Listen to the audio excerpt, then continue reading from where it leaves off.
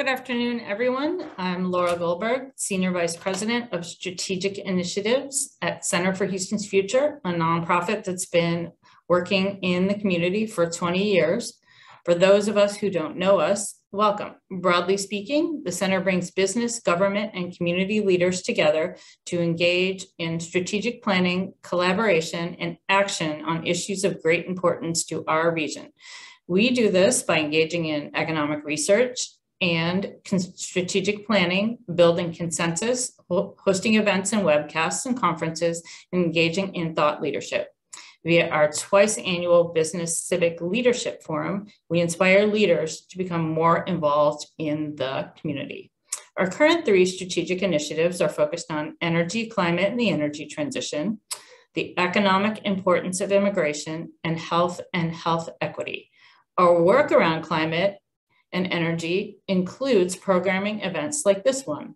Our latest research report, which is on positioning Houston as a global clean hydrogen hub, was released yesterday. Please see the chat for a link to this report. We're very excited to partner with the Houston Advanced Research Center on this timely and thought-provoking program on the Texas power sector. HARC recently released a white paper as part of its Climate Risk and Resilience series, which helps set the framework for this webcast. During the discussion, please drop any questions for the panel into the Q&A feature on the screen, and we'll select some to be answered near the end of the webcast. With that, I'd like to welcome our moderator and HARC's Vice President of Research, Gavin Dillingham. Gavin leads HARC's energy team as well. He moderated our discussion last year with Boston University's Peter Fox-Penner, and it was a great panel. As such, we're really excited for him to moderate the panel, and I'll just give a thanks in advance to all of our panelists. Welcome, Gavin, and I will turn it over to you. Great, thank you, Laura, and thank you to the Center for Houston's Future for giving us an opportunity to come and talk about what we're seeing is a growing issue of importance across the state of Texas and, of course, nationally and globally. And that's really looking at the impacts of climate risk on our energy sector, as well as importantly, our power systems, electric power systems here.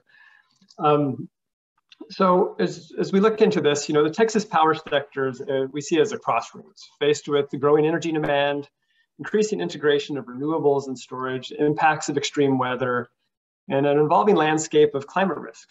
When we look at climate risk, what we're talking about here is looking at 2 different types of primary risk: transition regulatory risk, which is the decarbonization of our power systems, and physical climate risk, which could be acute and chronic risks due to extreme weather, whether that's drought or hurricane, flooding, et cetera there. There's a growing push for decarbonization for energy systems. And regulators, asset managers, insurance companies, rating agencies are demanding greater transparency on this transition risk, or this transition climate risk, this regulatory risk that's happening here. And the U.S. Securities and Exchange Commission recently started an effort to really reshape corporate climate risk disclosure and has a proposed ruling out. We're very excited by our panelists here today. They're actually able to really dive deep into especially the SEC proposed ruling and how companies are dealing with that. Also, what we're looking at is extreme weather, which is increasingly affecting our business operations and the bottom line. Recent events lifted grid resilience and energy security as a real top priority. Texas experiences more billion-dollar disasters than any other state. And all trends point to increasing physical and financial impacts of climate change. This includes acute shocks with highly visible impacts and chronic stresses that slowly chip away at operational efficiency over time. For this webcast, we're looking to explore how the Texas power sector is coping with and must prepare for a variety of risks. We've lined up this great panel of distinguished thought leaders in public and private sectors to discuss the path to a climate resilient future for the Texas power sector. We're going to look at these trends related to low carbon and resilient business operations. I'd like to welcome our panelists today. We're joined by 3 distinguished panelists. First, it will be Jill Cetina. She's Vice President of Banking Supervision for the Federal Reserve of Dallas. We also have Victor Flatt, Professor of Law and Co-Director of the Environment, Energy, and Natural Resources at University of Houston. and Amanda Say, who's Vice President of Environmental, Social, and Governance at Climaco. So welcome everybody today. We're very excited to have you and very much looking forward to a nice discussion of how you're seeing risk and climate risk impacting our energy sector here. So how we're going to format this to everybody is we're going to kind of talk with the panelists, go through a series of questions and such, and very much encourage additional questions from the audience, which you can place in the Q&A there. We're going to try to do our best to get to those questions. We may have a lot rich dialogue going here, so if we're not able to get to them, our apologies, but please feel free to put some questions in the Q&A and we'll do our best to get to those. So first of all, I'm going to be starting with Jill here today. Jill, we had a couple of great conversations prior to this panel, and I'm really excited to get your insight as far as just looking at what we're needing to do for this energy transition and how that transition gets financed. What do we need for the infrastructure investment? So getting your perspective on that, I think would be very helpful as we kick this off. Sure, thanks for that, Gavin. I'm hoping everyone can hear me okay. Just before I really get into reflecting on your question, I wanted to say probably what's the most important thing that I say in this panel, which is the views that I'm going to express are my own and don't reflect those of the Federal Reserve Bank of Dallas or the Federal Reserve System. So having gotten kind of the standard, kind of disclaimer out of the way, I guess what I would say is really over the past, several years, our Reserve Bank has devoted just more attention to the energy transition. As its presence is really kind of strongly evident in both our district and the nation. And this, energy transition is really kind of a multi-decade process that's stemming from efforts to reduce carbon emissions. And so in my view, there are really four key prongs to this transition that's going on in the sector. And I wanted to talk a little bit about each of those four prongs and then also kind of reflect on what we're seeing in terms of financing availability for this transition. I think as, from the seat that I sit in, maybe that's a piece of perspective that I can offer. So just to talk about these prongs, and some of this does get to the infrastructure point of your question. One prong is really just, of course, renewable energy. And I think as probably many people on the call know, wind and solar in 2020 accounted for about 11% of US electricity, which is just, significant increase from say a decade ago.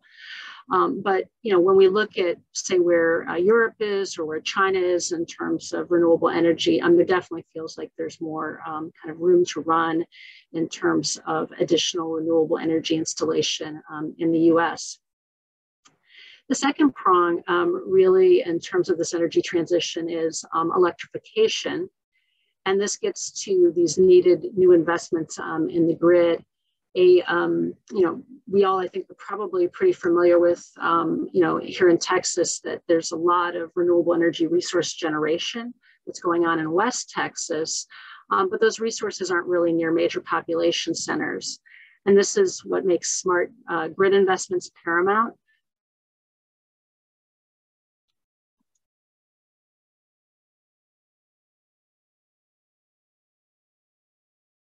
For that, that's stranded, shifting vehicles from internal combustion engines to electrical vehicles.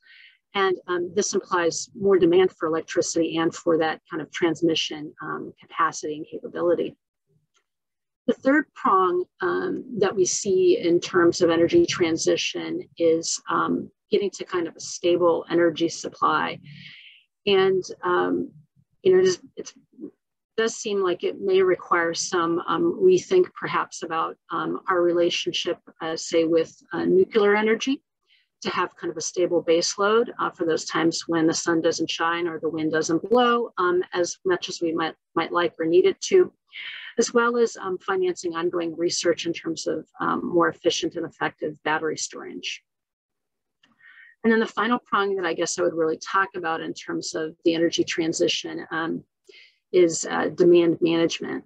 and investments to improve energy efficiency and have flexible demand management. And I think the U.S. Department of Energy is really doing quite a lot of innovative work on both of those topics. So we've got this energy transition that's been going on that we've been thinking about, for certainly the last, I would say, 3 or 4 years, quite deeply at the bank. But now we've had a major shock to the global energy sector in the form of Russia's invasion of Ukraine. And in the run-up to the conflict, there had basically been a multi-year reduction in kind of oil and gas capital expenditure. And so the shocks from the war in Ukraine have made for a situation of tight supply in terms of oil and gas, and therefore high prices. So just to kind of sum up on the big picture as it relates to kind of infrastructure and the challenges, we have this multi-decade kind of structural transition going on in the sector, but it's now just been made significantly more complex because of the shock to commodities from the war. So I can talk about financing of the transition, or I can just stop there, whatever is most helpful to you, Gavin. I would love to get your thoughts on just kind of financing the transition. That would be very helpful, I think, for the audience to see how that plays out. Sure. Yeah. So, I mean, just kind of big picture, I think we all know that energy investments are, they're very capital intensive. It's one of the most capital intensive sectors of the economy. And so when we talk about an energy transition, there are private sector estimates, and I don't, personally try to do these estimates, but I've seen some of them, and they're in the trillions of dollars in terms of affecting an energy transition over the next several decades. Energy investment, I think, as we all know, in the U.S., both in oil and gas and renewable generation, is really mostly private sector led, and we do have tax incentives that benefit both industries, but this is quite different than, say, some other countries where public policy, you might have a state-owned oil company, that's true in many other countries, or, actual infrastructure investments may be led by the public sector. So here in the US, we do it differently. It's really more kind of private sector led. And prior to the war in Ukraine, the trends that we sort of saw were better credit availability for renewable projects than oil and gas. And, I do think that we're seeing, in light of the war, some of that begin to reverse, where we're seeing credit availability improving and increasing to the oil and gas sector in light of the high price environment. This trend, I think, reflects the view or the realization that Europe is going to need to take some steps to secure much more of its medium-term energy needs from the United States, as opposed to Russia and maybe also from Canada. So, in that sense, we have seen a bit of a pivot in terms of credit availability to oil and gas. With regards to renewable power, there had been a very favorable, I would say, financing environment for renewables, which has worsened a bit. Broadly in line, I would put that, pullback in line with kind of a reduction in credit availability to new technologies broadly that we sort of see, I would say, in 2022. I do think big picture, even before kind of events in Ukraine, there was a bit more challenge in terms of trying to get institutional investors involved in renewables, just because deal sizes tend to be smaller, say, than oil and gas infrastructure, which kind of lends itself a bit more to kind of lumpy financing.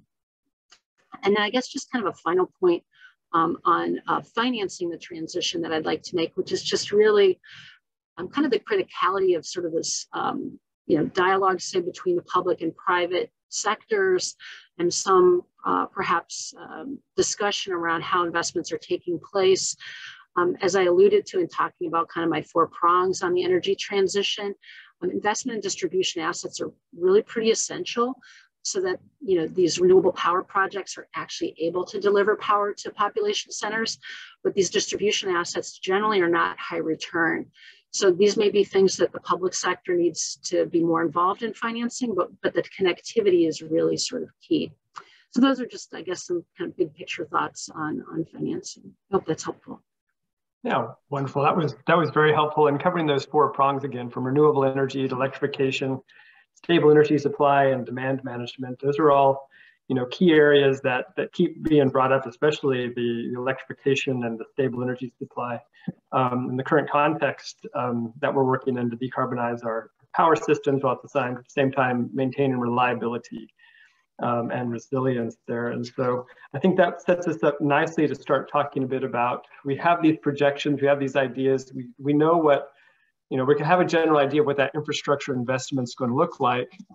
And then as we start talking about the climate side of things and understanding what the potential extreme weather events or the transition risks look like, we need to start, taking that into account as well with our projections and as we think through this. And so, Victor, I wanted to start to kind of bring you into the conversation here regarding kind of what we're seeing around climate risk and such. And so corporations, nations, investors, they're increasingly being held accountable for their progress on climate commitments and how their actions or potential inactions affect market, shareholders, company balance sheets, citizens, et cetera. There's legal, ethical questions that arise from statements made and statements not made as far as what climate risks look like for companies. And so, to get your perspective on what are the key trends from the perspective of the law, especially around the Securities Exchange Commission new proposed ruling that's out there. And as the courts, the public and legal opinion converge, what are the different scenarios the future look like as far as, how people are going to be perceiving and looking at this climate risk and disclosing this to the public, so people have a better understanding of how we need to be making these projections and how we need to be looking at how our infrastructure is going to be evolve over the next decades or so there. Well, thank you. Thanks, Gavin, and thanks all of you.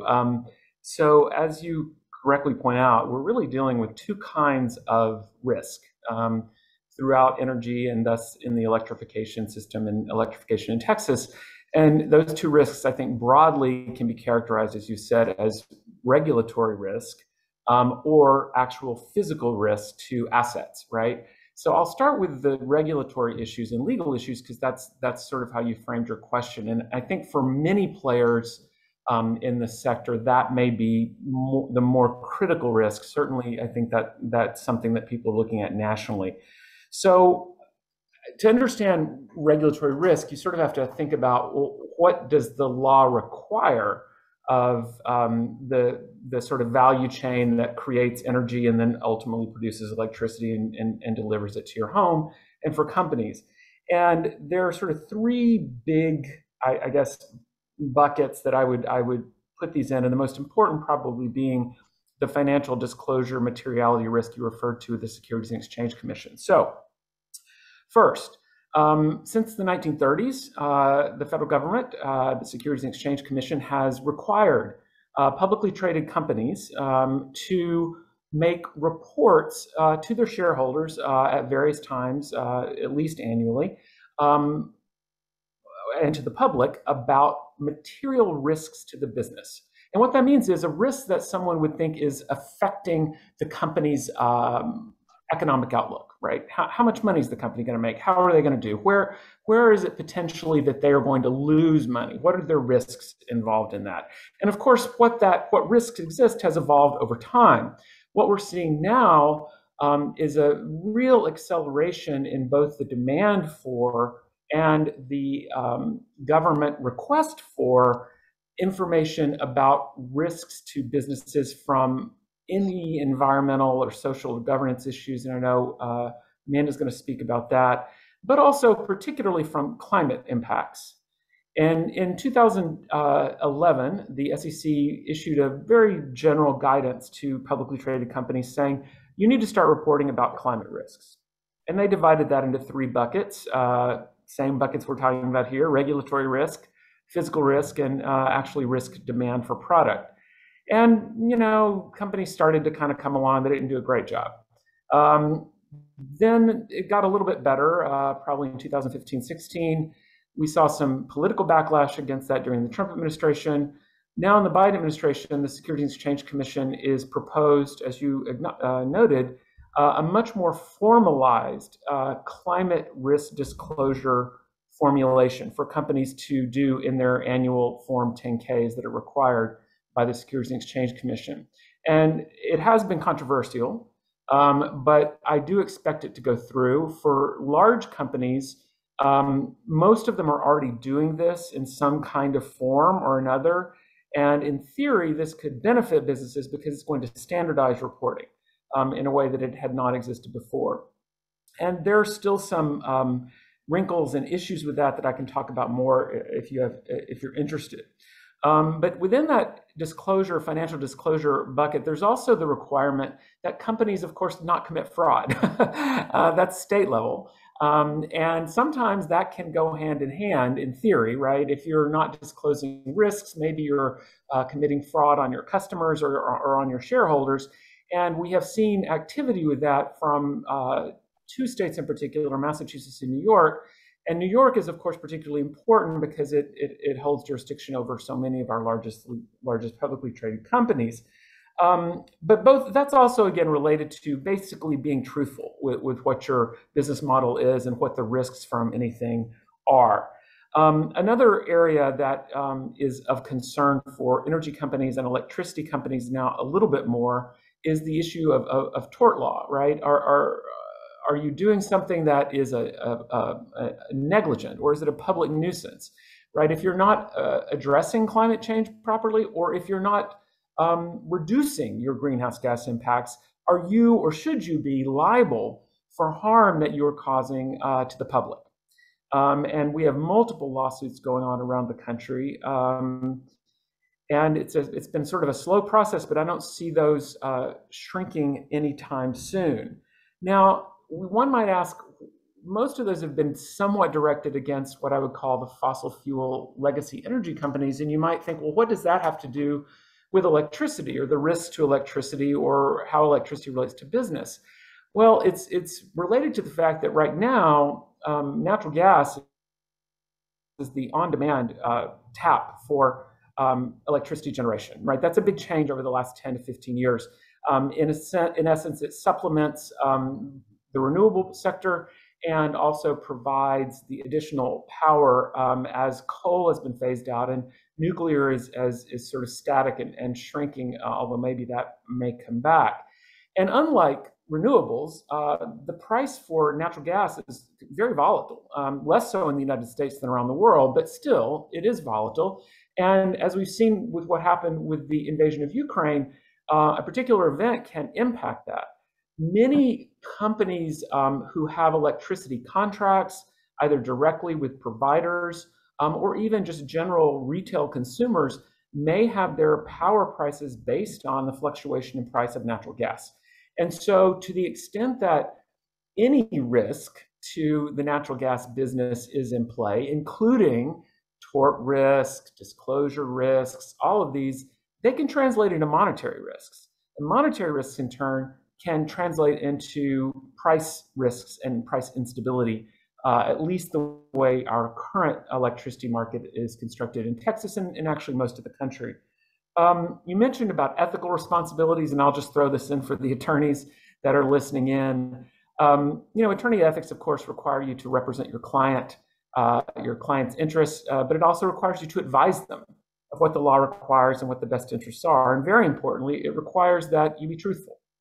And so once you sort of add that up with the requirements that are coming from the SEC and others, you see that attorneys are moving into a role now of really helping and assisting and advising their large clients on how to properly disclose and value and report these risks that are related to climate and in turn that are financial risks as well.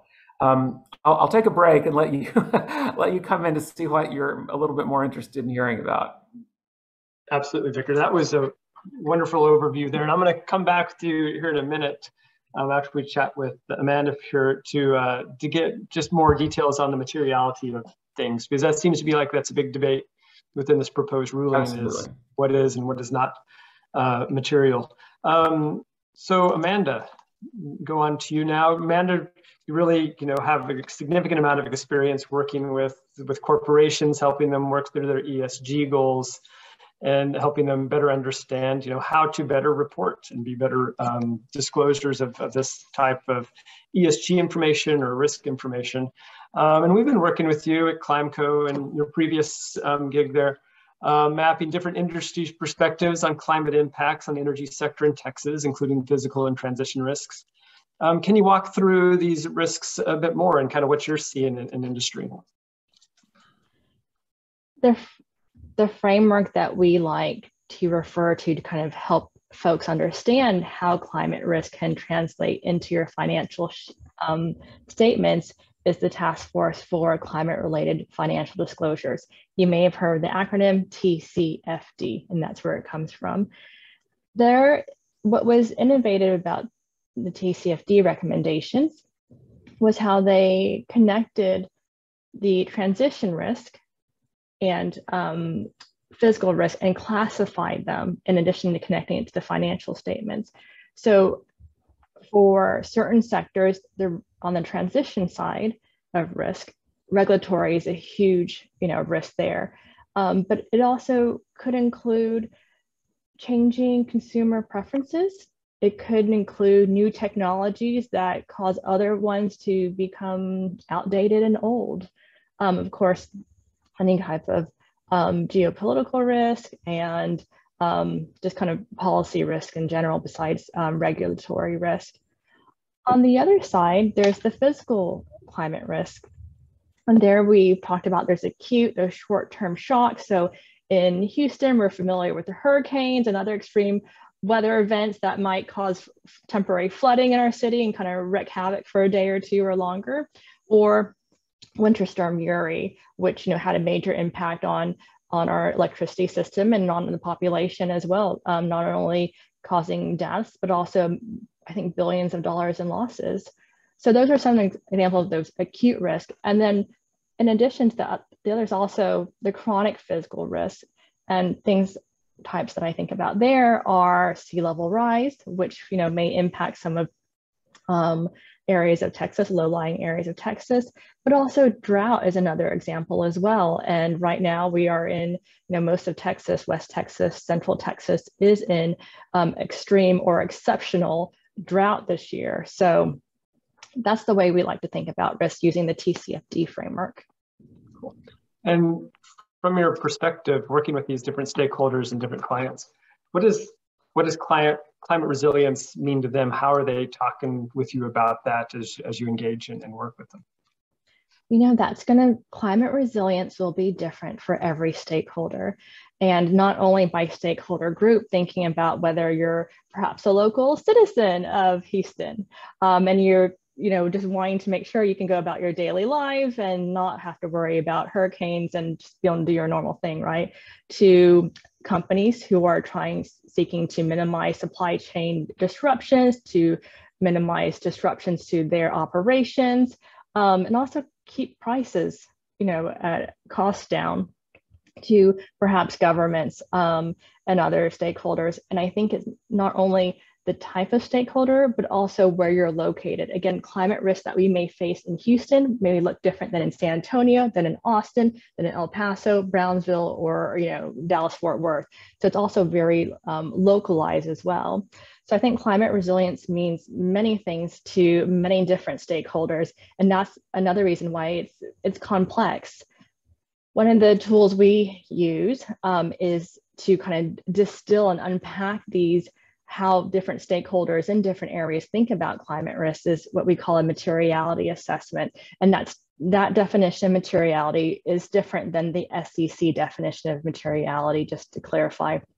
And I'll just kind of paraphrase the different definitions, but the SEC version of materiality is material information is something that a reasonable investor may have changed their investment decision on.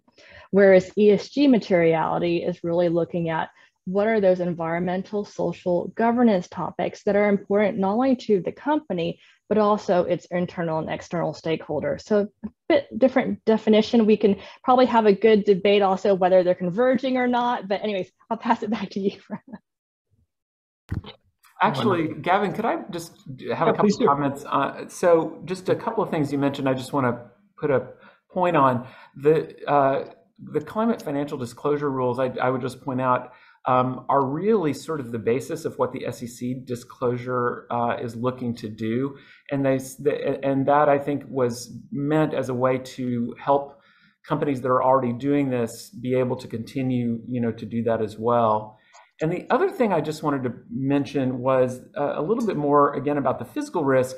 As Amanda pointed out, as Jill pointed out, we are facing, of course, increasing both acute disasters and also building up ones. But part of what I think we tend to forget is natural disasters are never natural. They're always also integrated with human activity. And part of that is law and regulation. And so one of the things that we as a state and every country is facing is, how do your laws and regulations help you make your infrastructure, let's say for electricity, more resilient? Or in some cases, does it actually harm the ability to make these more resilient? And we've seen that, and we've seen the debate after what happened with Winter Storm Uri about whether the approach that ERCOT had historically taken to provide backup power was actually the correct one to take or not. And external analyses, from the Federal Energy Regulatory Commission, the National North American Reliability Council, would indicate that what we were doing was not good and may still not be good. So those are also risks that percolate through the economy. An inability to get reliable power is a business harm and a development harm, and a loss of population and jobs harm. And it's a thing that's very important. So I just want to emphasize that we really need to look also at what our governing response is going to be to these resiliency risks. Absolutely, that's a very, very good point. And I'm glad you brought up Winter Storm Uri, because I was on a panel a few weeks back and kept bringing up that Winter Storm Uri was mentioned as a black swan event, and I kind of took issue with that, because Winter Storm Uri was not a black swan event. We've had plenty of cold spells in Texas, especially in the 80s and 90s, and even up through the 2000s. And it was more, to your point, of how we kind of developed what we developed, and the priorities we took and decisions we made to have a certain system in place to work more towards lower energy costs and hotter climate versus dealing with some of these colder extremes and such. And so understanding the human decision-making element and the directions and decisions we try to take. And when we make bad decisions, or decisions that may not necessarily cover a lot of these different potential outcomes, we shouldn't call them a black swan event. We should think about them as a decisions that we made. In any case, I want to kind of get back with Jill here. So Jill, given that one of the top concerns of bank supervisors is how banks manage risk, credit risk, what reflections do you have on the outlook for these risks in the U.S. energy sector? Yeah, thanks for that, Gavin. I have to say, the discussion that you and Victor were just having around risk management always reminds me, right, the old adage that, the most efficient solution is not necessarily the most robust solution. And, there's many contexts as a bank supervisor in which that kind of a discussion comes into play, but I think it's broadly true for a lot of sectors of the economy. When we prioritize, put a very high premium on efficiency, say with an IT system, just as an example, or even energy, we may find that we're not getting to the most robust solution. So thanks for the question about credit risk in energy. We do think about that. We, in fact, at our Reserve Bank, do some kind of annual outreach where we talk about our views on the energy sector. And I guess, they're evolving a bit in light of the transition. So just to kind of talk a little bit about that, I think there's a mixed picture when you look at the energy sector and from a credit risk viewpoint. So on the one hand, we've got oil and gas, which looks to be at this point a bit of an improving credit story. We had fairly high leverage in the oil and gas sector, and not a lot of availability of new equity to allow it to delever. But now in this kind of high price environment, there's much more significant free cash flow to allow some deleveraging to happen, which is kind of a healthy development from a credit viewpoint for the sector. Some of this cash that's being generated from the high price environment could also be used to undertake some additional capital expenditure. And so the supply side for oil and gas looks quite, at this juncture, supportive of the industry. When we think about maybe kind of the other end of the spectrum, I know we've already started to talk a little bit about the utility sector, but utilities do look like that's an area where there may be some rise in credit risk that's a little bit structural. And it's kind of interesting because the sector's long been thought of as fairly defensive from kind of a credit viewpoint. And so, for example, just to take it back even prior to Winter Storm Uri, which has already been alluded to, and there were credit events, of course, in our district for some mid-sized utilities around that. But you also have the PG&E bankruptcy in California, and I think we kind of looking more broadly internationally are also thinking about what's happening in the UK power sector. Where there's significant credit stress around some of the rise in natural gas prices that have already been alluded to. And then kind of in the middle from a kind of a credit viewpoint sort of falls the renewable energy projects, and some of the major credit risks that we think about when we think about wholesale renewable generation are, resource availability. So there's always projections that underlie what's going to happen with the sun and the wind at project inception. And those can be, errors in those projections can be quite material to just ultimate cash flow and the credit risk of that financing.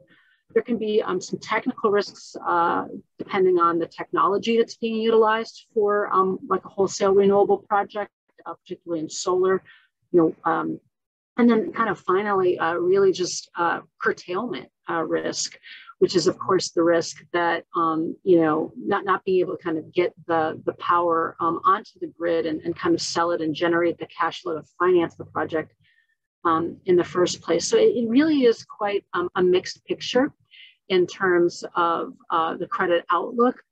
And I guess, if people are excited about these things, like I am, I'm very excited about the topic of the energy transition, how that transition is being financed, and just what's going on overall in terms of credit trends. I would point out that we co-host with our colleagues at the Kansas City Fed around Veterans Day an annual conference on this topic of the energy sector, and have spent a lot of time, and we'll do so again this year, on the energy outlook and energy transition. So those are just some big picture kind of credit thoughts. I hope that's helpful.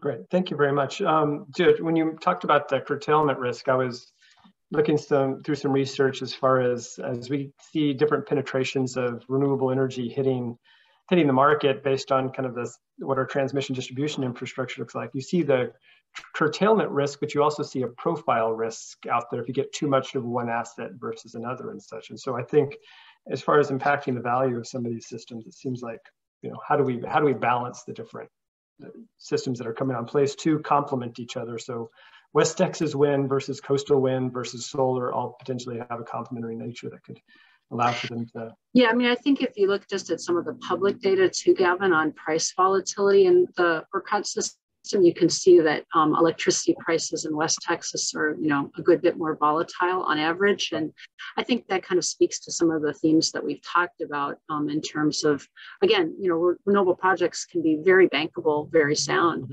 but it does sort of depend a bit. Also, it gets me back to my infrastructure point, ability to deliver it to where there's sustainable demand from major population centers. So, sorry.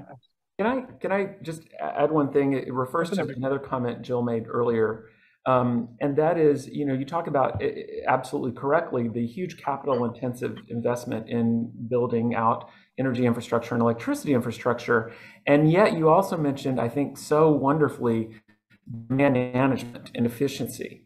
And if you look at those as actually sources of power in the sense that they can relieve power demand, those are actually tools that can be deployed much more quickly and easily than massive infrastructure. And in fact, one of the things I think ERCOT has done well historically is the market has actually incented the companies that are offering power to offer ways of demand management to allow them to interrupt power or shrink power. And it's ended up, I think, being even better in practice than it was anticipated to be.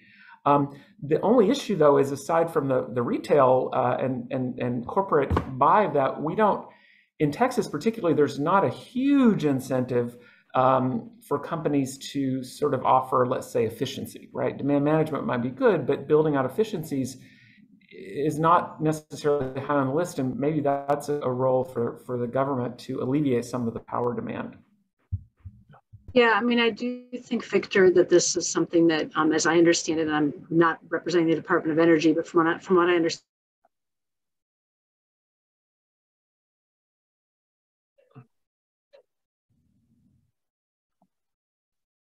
some of them are kind of focused in on this idea. Maybe you actually get paid to have your fridge, you know, kind of kick out for 45 minutes of peak demand, and your fridge would still be okay. Your ice cream wouldn't melt.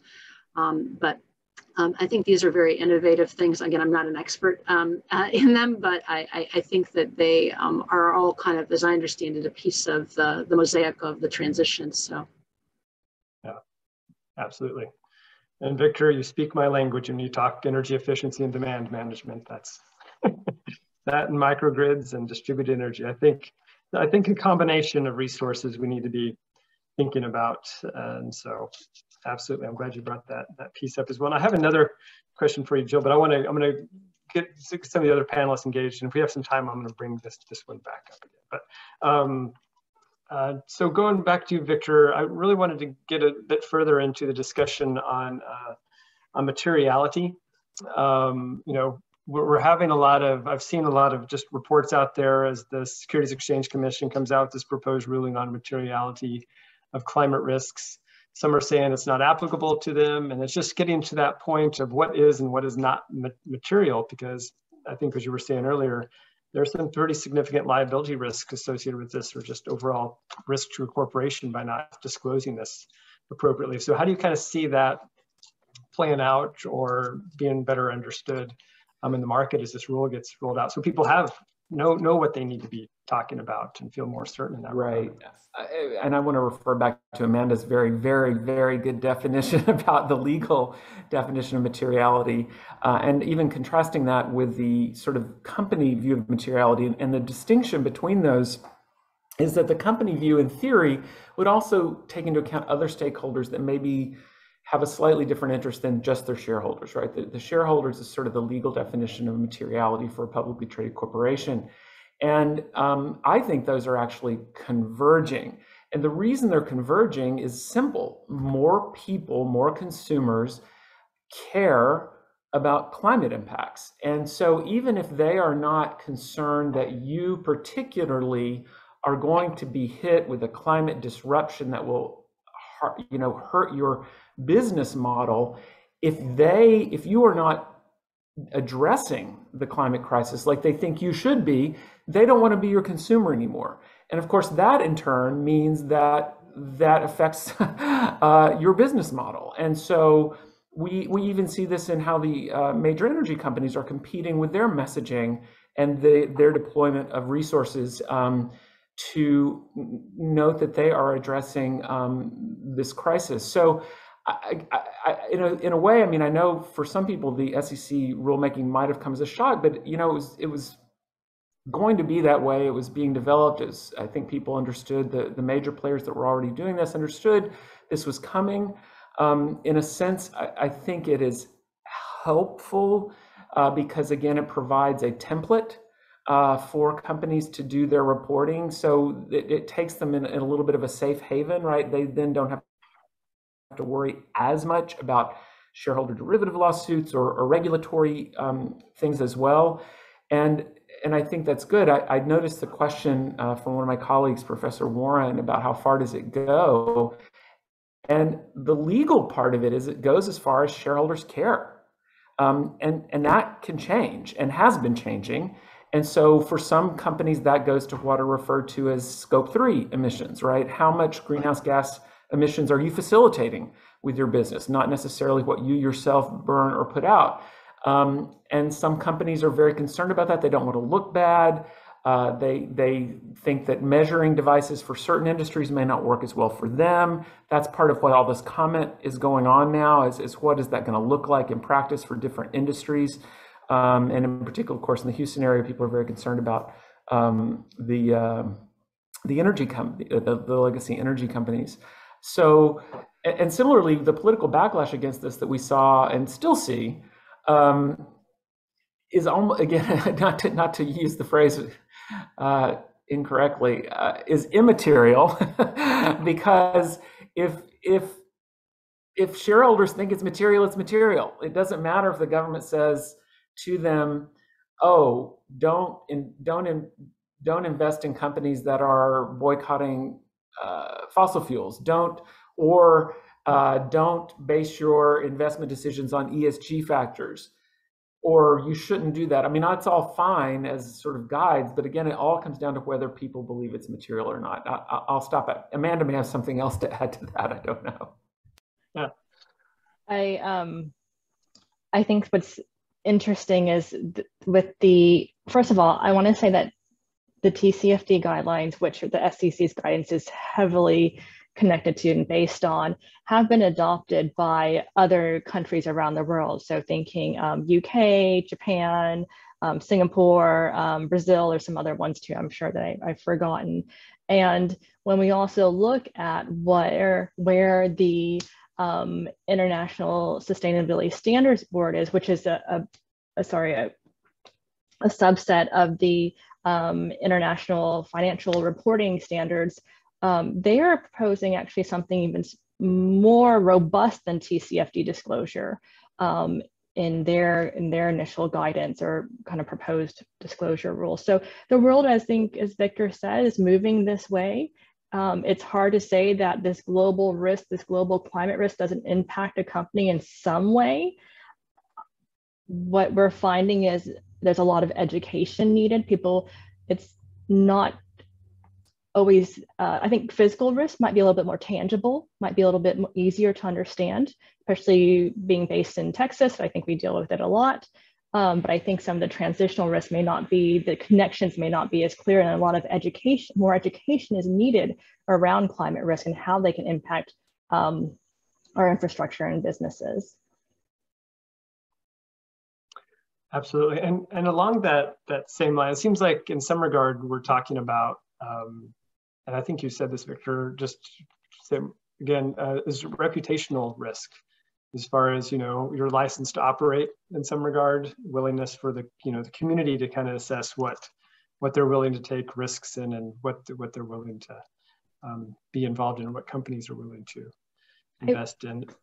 Or purchase from. I think there's a dual risk. Exactly. Who do you want to purchase from, or who do you want to invest in? And I think it's been documented, we're in the middle of one of the biggest wealth transfers of a generation, and the wealth is transferring to a different generation that values climate, that values the environment more than maybe perhaps previous generations do.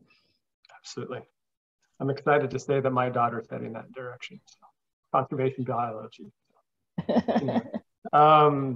So Amanda, I had a quick question for you on this, or additional question. You've worked quite a bit with ESG strategies, environmental social governance strategies and such, and working with companies to come together with their strategies and the reporting and doing the right, making sure their disclosures are correct there.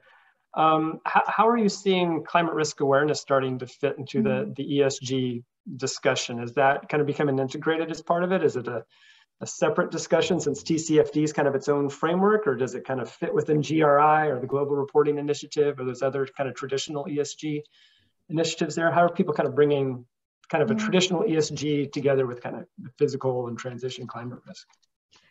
The good thing is, I think a few years ago, the major sustainability reporting frameworks essentially aligned to TCFD. So that I think also demonstrates the uptake and the power of TCFD. The other reporting frameworks that I'm referring to include the Global Reporting Initiative, GRI, SASB, which is short for the Sustainability Accounting Standards Board. There's the Climate Disclosure Standard Board, the CDSB, and also the Integrated Reporting Council. So a lot of alphabet soup here, sorry. But a few years ago, they aligned to, at least on climate-related disclosures to TCFD. Going back to your question on kind of ESG strategies and disclosure strategies, we still recommend grounding it in what's at least ESG material to your business. And I think, as we've discussed, it's hard to argue that climate risk in some way is not a material topic to most businesses. It's hard to understand how it cannot be. And what we're seeing, I think, with the SEC update is companies are perhaps approaching the order of how they progress on ESG differently. And what I mean by that is initially there's some type of initial disclosure, perhaps more historic looking, what did we do last year, or the last reporting period, right, aligning with whatever the annual report period is. Then before we would see a few years of that, then let's set a target to kind of start moving the organization towards this topic, this wherever we want to get to. Maybe that's a greenhouse gas intensity target. Maybe we're going to go for net zero by 2050. With the SEC proposal, we're seeing companies take a step back and say, actually, let's figure out how we get there first. We have this target in mind. Let's figure out how we get there so we can disclose it all together. Because I think that's, and in a way that's really good, because it's going to push companies not just to set this aspirational goal that maybe we'll get it, maybe we won't, and we won't have any repercussions of it besides the effects of climate change. But I think it might be a good thing that it forces companies to take a step back and really plan their decarbonization strategy to get to their goal. Can I add one thing to that? One of the things I've seen with ESG reporting for some companies is this incredible tension, right? The public wants more detailed information, right? How are you going to get there? How do you reach net zero? What are you going to do in 5 years? And yet, the more detailed they are, and not just in their SEC reports, but any information they make public, they're then held to account for that. So we're seeing the law, in essence, demanding the accountability or holding them accountable, but the public is the one that's pushing for that disclosure. I think one of the interesting things in the SEC climate disclosure proposal is looking at what kind of safe harbors are there. And some are the existing forward-looking statements. So again, and it's interesting to see what's covered by that or not. And so your historical, let's say, greenhouse gas scope 1 and scope 2, so your direct emissions and emissions from electricity, that's going to be held to a different standard than your forward-looking statements of this is our plan to get to whatever target it is. So, and the comment period has been extended. I'm sure there'll be additional comments. I'm sure there'll be litigation. We'll see where it goes. Maybe the public, to your guys' point, the public is largely going to decide by their purchasing habits and their investment habits. For certain industries, I mean, climate risk disclosures are becoming market standards. So even if they're not required by the SEC, there's a lot of interest. And I think we also need to be mindful, it's not just the SEC pushing it on publicly traded companies, but we're also seeing pressures from other let's see, financial sector players. So that could be large institutional investors, particularly. Large institutional investors. Yeah, I would point out though, and I agree that there's been adoption of other standards within the financial industry, but like, for example, the rating agencies recently broke out, what is the contribution of ES&G to, say, their ratings. And I did take a look at that in terms of what was happening for the banking sector. And what's interesting is, G, the governance, is actually at this juncture having a bigger impact than is, say, the E and the S. And so, there's climate disclosures, and then there's ESG disclosures. And I do think we've kind of blended the two a little bit in the conversation here. I'm also conscious of one of the questions in the chat from Mr. Patel about, kind of a question about, potential grid decentralization. And I think that kind of speaks to some of this interesting tension around, environment on the one hand, but then social equity. Can we decentralize in a way that's inclusive, the energy sector? Is that plausible to think that low-income groups will be able to be brought along through that? And I just think that there's a lot of interesting kind of public policy issues.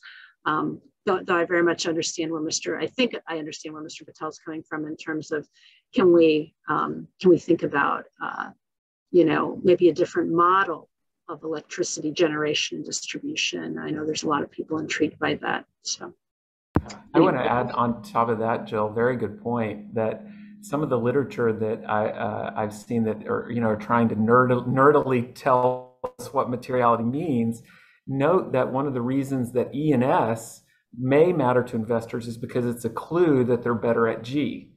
If they pay attention to E and they pay attention to S, generally the theory goes their governance structure tends to be better. Now, empirically, there's been some data, but obviously that's probably not completely settled. But I think that's very important to point out the governance. Ultimately, that's what determines how a company, what a company does and how they operate and how they are as an investment candidate.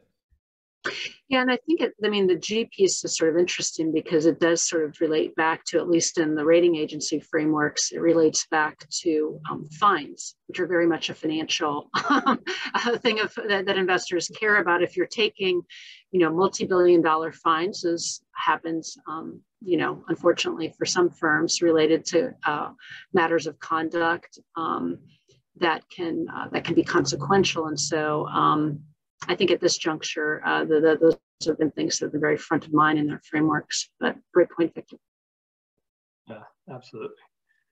All right, and I'm glad that Mr. Patel brought up that question there as well, because there are some definite discussions happening in the space around, are we going to be more transmission focused? Are we going to be more grid energy or utility scale focused? Are we going to be more distributed energy focused? And what does that combination look like? And how do you maintain the lower pricing, the lower costs associated with that? And how do we properly quantify the resilience and reliability benefits? And we've been doing this podcast recently, and we had two completely divergent perspectives of one saying it's going to be all transmission, and another group saying it's all going to be grid edge and microgrid. And so, I guess we'll see where the economics and the market and the regulations take us, but there's definitely some concerns there. And I think primarily, and a very important growing concern, is what that equity impact looks like as well to folks, and making sure that we're doing things that allows people to have equitable access to clean energy for them as well. So we're running up on time. We had a bunch of questions pop up here, and Laura's popped on the screen now, so indicating it's time to end this party here. But thank you guys very much. This has been a wonderful conversation. I really enjoyed getting to speak with you and meet you, Victor and Jill, for the first time a couple of days ago. So thank you very much for joining us. And thank you. Off to you, Laura. Great, thanks. So many thanks to Jill, Victor, Amanda, and Gavin for a very informative, thought-provoking, and detailed discussion. Obviously, from all the questions we have, this is an issue of great importance to the future of our state, our region. So I'd also like to thank the audience and just put in a quick plug about an upcoming energy-focused event that we have. We're hosting, in partnership with the Greater Houston Partnership, the Future of Global Energy Conference from June 28th through June 30th. So please check out our website, futurehouston.org, for information, and we will be back soon with more webcasts and content. So again, everyone, have a great rest of your day. Thank you, everybody.